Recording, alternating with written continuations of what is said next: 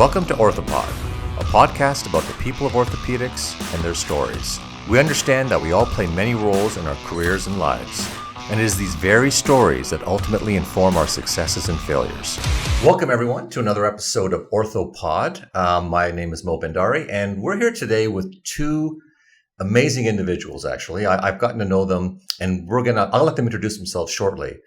But we've talked a lot about burnout. And you know from our previous episodes, and definitely check out our previous episode before you come to this one, because I think this brings in a lot of new insights that one may not have. And I think together they're going to be a really good complement to your learning around burnout. But why are we talking about burnout again and again and again?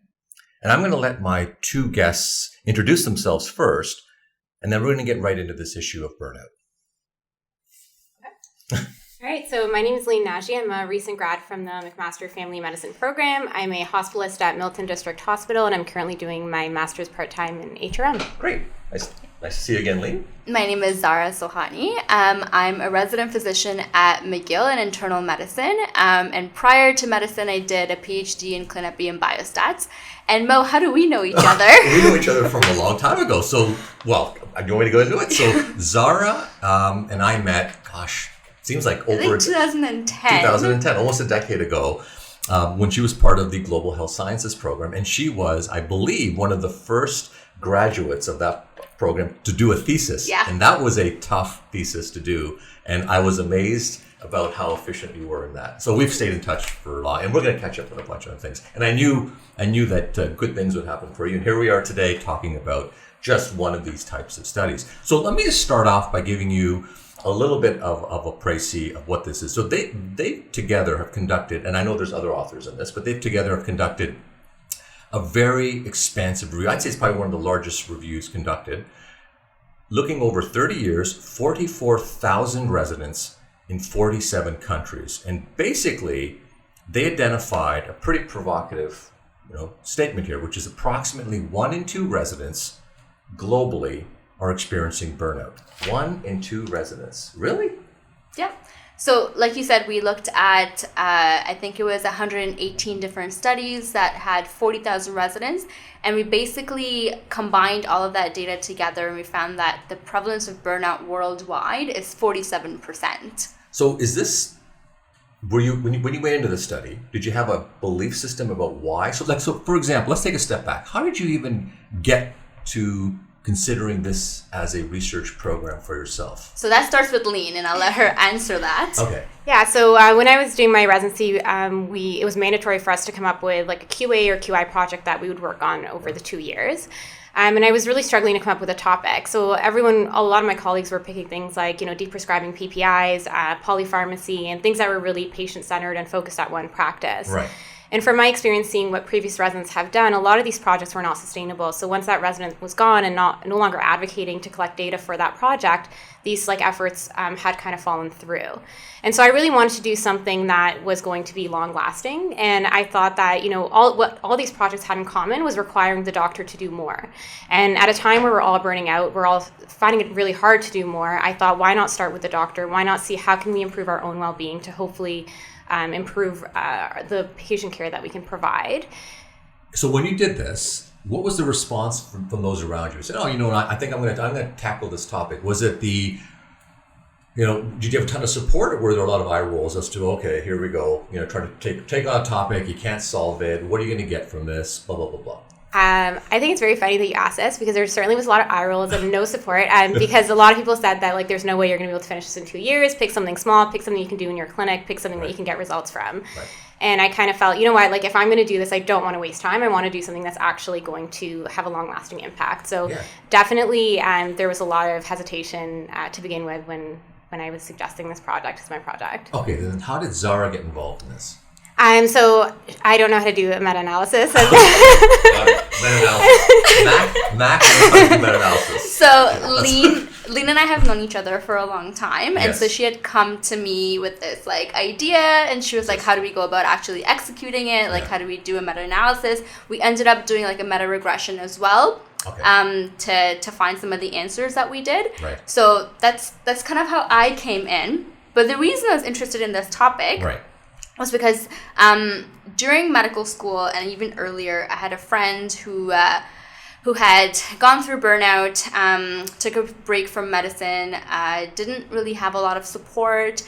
He was diagnosed with major depression, ended up starting residency and then actually quitting, dropping out of residency. And like watching this like 3 or 4 year long process, I realized how little support residents have and how important of a topic this is. So I was very excited when Leen like talked to me about it. So it just made sense then to go right into it. To work on it together. Oh, that's very, very good. Okay, so if we dig a little deeper into what's happening, what do you think are some of the... Well, let me take a step back. Do you think there are right now, do we know enough about the topic area? The one thing I did learn from our previous podcast is that there's a lot of unknowns. Are we further ahead? And, your work, how has it informed what you think needs to be done?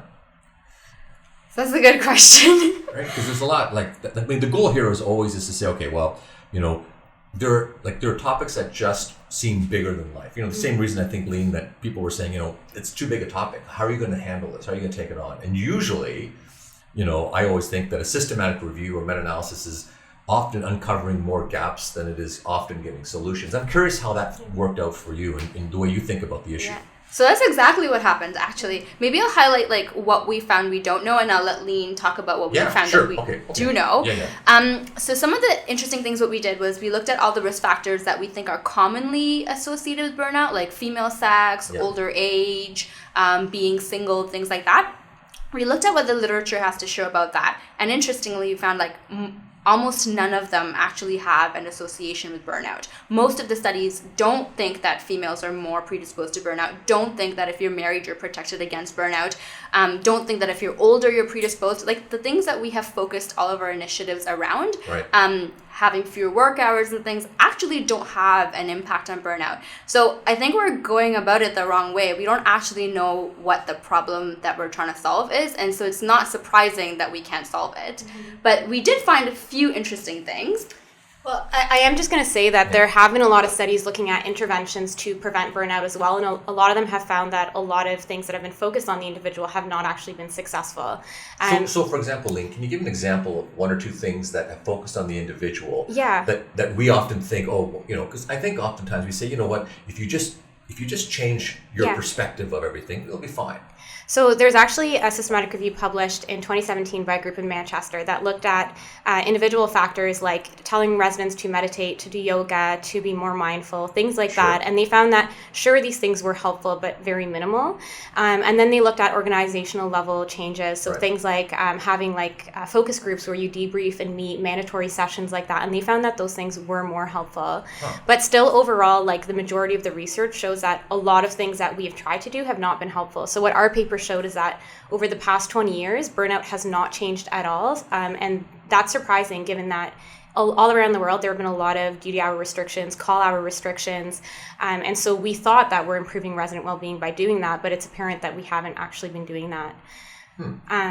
At the bigger core then, if all the individual things we think may or may not, have evidence to support they work or not, and maybe when you say they don't work, are you saying we have evidence that's irrefutable to say they don't work, or we just don't know if they work? I imagine it's a bit of both, right? Like there probably isn't a ton of great literature and trial data that says one thing or the other definitely doesn't work or definitely works. But the point is there's a ton of confusion, let's say. 100%. Yeah, you're exactly right.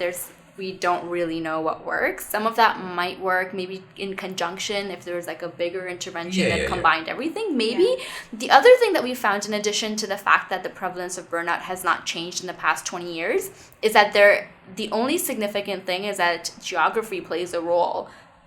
So North American residents, for example, are at a 20% higher risk of burnout than European residents. We found that the prevalence of burnout in Europe was 31%, but 52% or something like that in North America. So what are they doing right that we're doing wrong? And I know both of you have probably spent some time, right? I've been to Europe. I know a little bit about the way things are. We have lots and lots of our members in Europe who probably think, yes, of course, we do it right. What is it that they do differently, you think? I don't know that we know the answer to that, but we have a few hypotheses that we think should be investigated. Sure. So I think that the major difference that we can identify between European training and ours is that in Europe they have what's called the European Work Time Directive. Okay. And that's essentially like a national policy about all workers, not just physicians, and how much they're allowed to work, how long their breaks are, paid vacation, things like that. In North America, we do have that. I think it's a lot less stringent because, for example, in Ontario, it's governed by PARO, which is not a national thing, it's just an organization. And so a lot of these policies are probably not as stringent. And so I think that's probably one of the biggest things we were able to identify as being a difference. And PARO doesn't really say that, if you've worked for 3 hours, you need a lunch break, or you need, we don't get that kind of thing. Right. So it might not be the absolute number of hours worked, it might be how these hours are distributed. And, we often just focus on work, like number of hours doing something, as saying, if you just do less of whatever you're doing, your life will improve. And I truly believe to an extent that's true, but I have to believe that it's far more complex than just saying, someone who's on the verge of burning out, just give that individual 20 less hours a week and suddenly their life gets better. I suspect it does to some degree, but there must be other things you've thought about that are even more at the core of why someone has these, challenges with, and I presume we're talking career choice for the most part. So I think some of it has to do with the work culture. Yeah. Like you were kind of alluding to, we all know that the culture in Europe and the culture here is very different. Right. So, I'll kind of say a little bit of like an anecdotal story. Yeah. When I was sharing the results of our findings with a preceptor of mine, it was, I was very excited about it. I was like, these are the things that we found. Right. These are the things we're doing wrong. Burnout is such a big issue.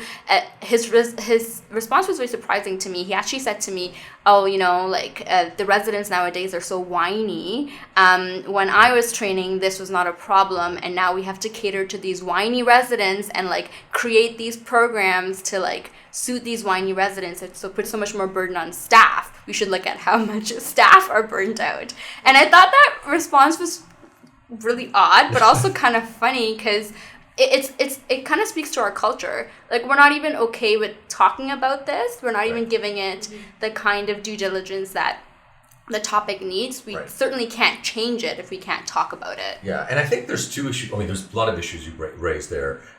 One of it is this romanticism of how it used to be, and and I'm not saying that they're saying it was a good life. It was just but they're saying, well, we had to do it, so therefore you should. Every generation does that. And something he brought up was fair. I think we should talk about staff burnout too. It's a real issue, but we should talk about burnout overall with the kind of positive. But it needs. Yeah, and for the residents out there, and certainly for the faculty out there, we all know that if you are with a faculty, quote, we'll use the word mentor for that period of time, who is exhibiting all the signs of someone who is, not living particularly balanced, it reflects you, because your life is mirrored by those individuals who you surround yourself with, and therefore you start normalizing what would be really an abnormal situation. I think that happens a lot. So I know your work focuses on residents, but how much of this really translates, or how much of, do you think, put it bluntly, do you think 1 in 2 physicians are near burnout? We talk about residents. What about physicians? Could you apply this beyond your findings? Go ahead. Yeah, no, there have certainly been similar studies looking at staff physicians, and they found similar results. And there's actually a CMA survey that was done last CMA is year. Canadian Medical Association survey that was done last year looking at all physicians, and they found similar results. I think it was also around 1 in 2 staff physicians were burnt out. Yeah. And so the results are definitely applicable. And I think a lot of the research finds that early staff life, you're more burnt out. So first 5 years, you're more burnt out than later on. And so I don't know whether it has to do with you having started to build a community, you're getting more comfortable in what you're doing, that you're not as burnt out later on. But that's interesting. And do you think some of the issues with why we haven't been able to resolve this issue has to do a lot with just hours? We just need people in the system, and residents in many ways are, for pretty well every part of the world, a very important, quote, workforce.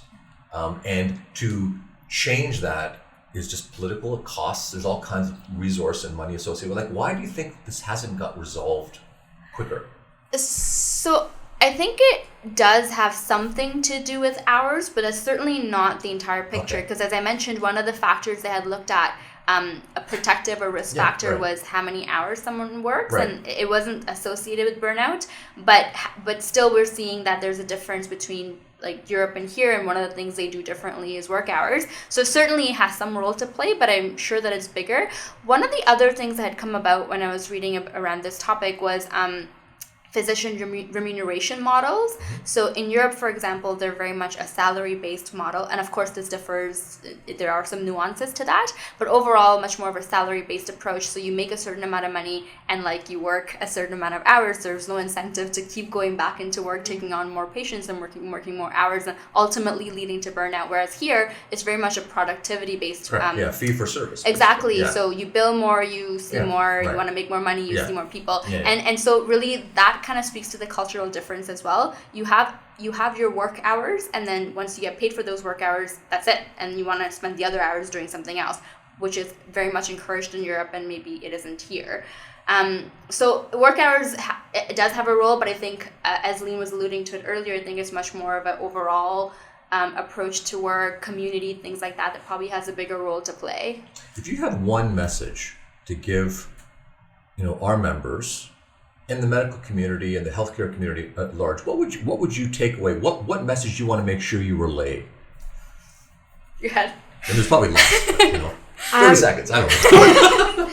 I will probably say that the most important thing is to find a mentor that commends you for your work-life balance and commends you for kind of your efforts to avoid burnout. I think that, we have a lot of research that says that mentorship is a good protective factor against burnout. And, we see it all the time where people are commended for working too much.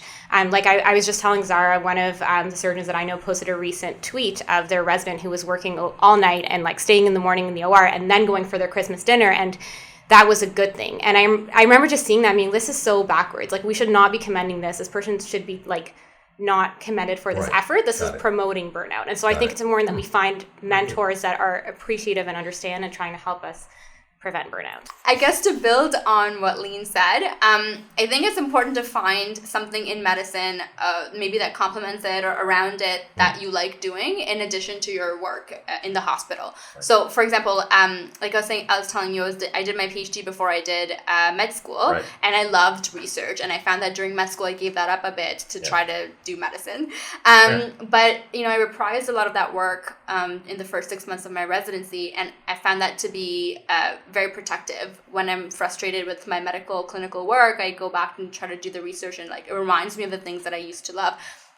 And interesting, finding mentors in that capacity can also rejuvenate your perspective to medicine. So the other day, I told you guys this story earlier, but I'll repeat it. Yeah. The other day when I was on service, I had my mentor page me, and I get this weird page from her saying personal page, call Dr. Poulet. And I was like, this is weird. She's not on service. Yeah. So I call her, and she just paged me to tell me how excited she was about the work that we're doing, and she had discussed it with someone, and she was like, I'm really, really excited about the paper that we're going to work on, and and I was like, well, I'm on service, Dr. Poulet. This is not a conversation I can have right now. But it really made my day. It kind of enthused me to do the work for the rest of the day. And so I think it's important to have people that you connect with, a community, mentors that prop you up. So one other thing that I think we often stereotype is that surgical training is more likely to lead to burnout than, let's say, non-surgical training. Did you look at that at all in the meta-analysis? You read my mind, Mo. Well, tell me more. So one of the last very interesting finding that we came across was that we compared surgical and medical residents, and the prevalence of burnout actually is not different between the two groups. So the type of training you receive doesn't predict more or less burnout. They're equally burnt out. And so we've kind of, to sum a lot of this up, right? There's been, at least the evidence would suggest that maybe we have been focusing on things that haven't really moved the needle. Yes, while focusing on better work balance for residents and faculty is a good thing, it may not be the only factor that's going to lead to a better overall experience and hopefully less, quote, burnout. You both really ended by saying if you had a message, it was around mentorship. So I'd like to ask you a bit more about that specific issue. So when you think about mentors being influential or important, how do you, what makes a good mentor? And I know we've talked about this in many other of our podcasts, but I do think in the context of burnout, there might be some specific or more unique characteristics that you'd want to look out for beyond just, is this individual supportive and capable of giving me the knowledge I need and all the other things that we typically talk about. Are there other things that you now think about in a mentor, having done this research? So I think that a good mentor doesn't have to be doing what you're doing, and it's more about values. I think having a mentor that shares your values and is able to push you to be a better person is important. I think what is not a good mentor, and these are mentors that I have had, is mentors who want to take advantage of your skills, who are like, oh, Leen, you can do research, you can do systematic reviews, come do this for me. And, as a medical student or resident, I look up to these people and I want to help them. But then I realize that, they're doing this for them and not for me. And so I think it's important to find a mentor that, it is a symbiotic relationship and you're both helping each other. But I think it's important to find someone that they want to help you too. And they're not taking advantage of you, because I think that it does happen far too often that you feel that way. Oh, for sure. Okay, so I'll agree with Leen and then disagree slightly. Yeah, sure. So I agree that a mentor doesn't have to be doing what you're doing, but I found that the best mentors I've had are the ones whose lives I've looked at and kind of thought, that's kind of where I want to be. It might not be the same field, right, but it's overall the kind of work they do, if it's clinician scientist, right, or the kind of research they do, or global health, or whatever, right, overarching thing that drives them. Right. I think trying to find someone who does what you want to be doing is an important quality in a mentor. But the other thing is someone who actually gives you advice, who has your best interest at heart. And that's hard to gauge when you first meet someone. You have to work with them for a little while to recognize that. But a mentor really, I think they should be giving you more than they're receiving, because they should be at a point, right? Exactly. Yeah. And so it's someone who props you up, who gives you opportunities, things like that. And I will add that, so my residency supervisor, Dr. Jason Perfetto, was an amazing mentor in that not only did he provide me with these opportunities, but as a resident, if he recognized that, I've had a tough day, or I'm burnout, or I had a tough night on call, he will point that out and say, you know what, you should leave 2 hours early. And that's something that... So simply acknowledging that you've had a tough day, or acknowledging good stuff too, right? I mean, there's, it goes both ways, I think, right? The good and the tough part of it. Let me ask you this. What role do you think reverse mentoring plays in this? And I'll give you an example. So, if we look at the business world, one of the greatest CEOs of all time, in fact, they call Jack Welch, who was the CEO of General Electric for many, many years. They call him the CEO of the century. And when they asked him, how did you create such an amazing environment? And his goal was that he used a bunch of tools. He said, I found really intelligent people and I let them do what they do. Mm-hmm. But more importantly, I made sure that our senior staff or senior, workers or executives were reverse mentored by some of our most junior, because there was so much they could learn from each other. So you talk about symbiosis. How much, quote, reverse mentoring do you think is happening in medicine? We often have this concept of he or she, as the mentor, teaches and does and lives by example. How much can we go the other way? I mean, can residents and trainees take more, or should we be more open to the reverse mentoring approaches that have been successful in many other parts of the world? I'm not sure we're applying it the same way. I think one of the pitfalls of medicine is that it's a very hierarchical profession. Right. Even smaller things like being a med student to a resident to a senior resident, it's very much a unidirectional topwards approach. And so I don't think that's very conducive to reverse mentoring. But you make the argument, though, Zahra, that because we value in medicine knowledge. And therefore you would say, well, I have more knowledge and more experience, therefore really we can't go the other way. But I actually agree with you. I think we can change that. It might be that you have less medical knowledge, but you don't have less life knowledge. Correct. You don't have less knowledge about values or other experiences. Right. A lot of people come into medicine after having done other stuff, and they bring knowledge from their previous work experience. Right. And I think we should be more open in medicine to reverse mentoring, to taking what other people have to teach you, no matter who that other person is. Right. What should be the next step you can take in the right direction?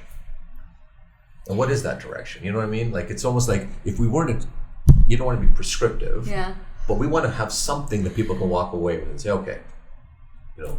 I wonder if just acknowledging the humanity in medicine, or sometimes the lack of humanity in medicine, can do that. I think we don't have enough conversations about how difficult the profession actually is. It's really, sometimes I feel like on some of the days when I was on the med-onc ward, I felt like I was just bearing witness to people's worst days over and over again. And it's their worst day. It's definitely worse for the patient than it is for me. But to do that every day, day in and day out, giving people bad news, watching them die, that's a very dehumanizing profession. Right. And I think if we don't acknowledge that, if we don't talk about it, then it actually just erodes all the humanity in all of us. And maybe that's why we're also burnt out. We don't talk about the things that are burning us out. We're still we have a bravado approach to medicine. And I will say that is like exactly what that study I quoted earlier showed, that having these like focus groups where you can debrief and talk to people who are going through something similar. And whereas, you know, just having someone come in and tell residents, you should meditate, you should be mindful, you should do yoga, we don't even have time to do those things. So like, it's just, I think that definitely we should be focusing more on things that are involved, more community, more support, more debriefing, as opposed to the individual doing things on their own time. And I have to believe that if you have a workforce broadly, you know, surgeons, physicians, internists, residents, as a healthcare system, nurses, you know, there's so many people, physiotherapists, you know, all of us who are in this network working together. If we all are genuinely, quote, fulfilled, living what we call, however we call balanced life, I have to believe productivity would go through the roof rather than the other way around. I don't actually think having a system that is having 1 in 2 of our trainees feeling burnt out, and probably 1 in 2 of our faculty feeling burned out, and consultants feeling burned out, is an efficient, productive system. So, you know, when we think about how do we make that shift, it seems like a very logical area. And I guess the question, I'll let you comment on that, but I'd like to leave you and get insight from you is, what is the next focus in research? Because, you know, we don't have the answers. Where do we go? What should we be testing? So Zahra and I have definitely been thinking about that. I think that one of the things we've been considering doing is looking at, you know, now we know that burnout varies by country. We want to know, does it vary by institution? Is it more of a provincial thing? Is it actually the country?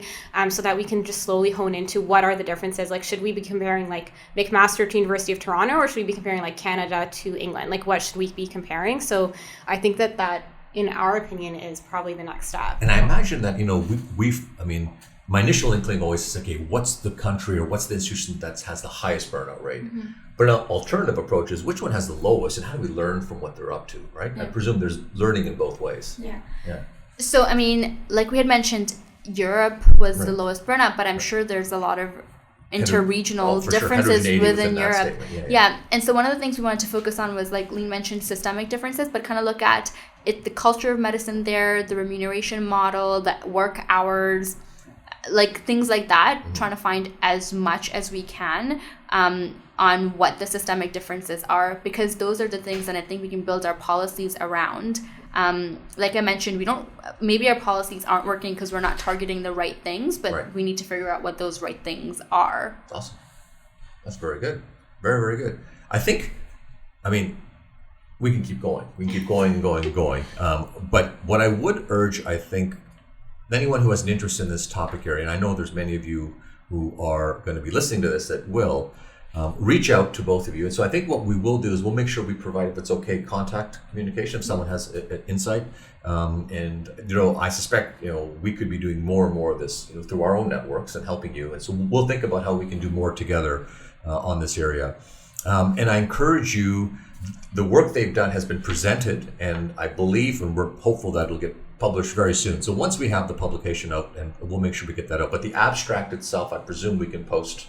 And so what we'll do is we'll do a sort of a late-breaking abstract on ortho evidence as well. We'll make sure we provide that for you as well. But as with always, time flies, and it's good to see, thoughtful individuals doing, complex work. The work that ultimately is going to change, our system is going to be through people taking on these big challenges. So from a personal point of view, and I'm certainly from our ortho evidence community, I want to thank you both, Zahra and Leen, for taking time to be here, but more importantly, challenging yourself and taking on some of the, the bigger important topics that are ultimately, we hope, going to change your field. Thanks for watching Orthopod. Stay tuned for more episodes.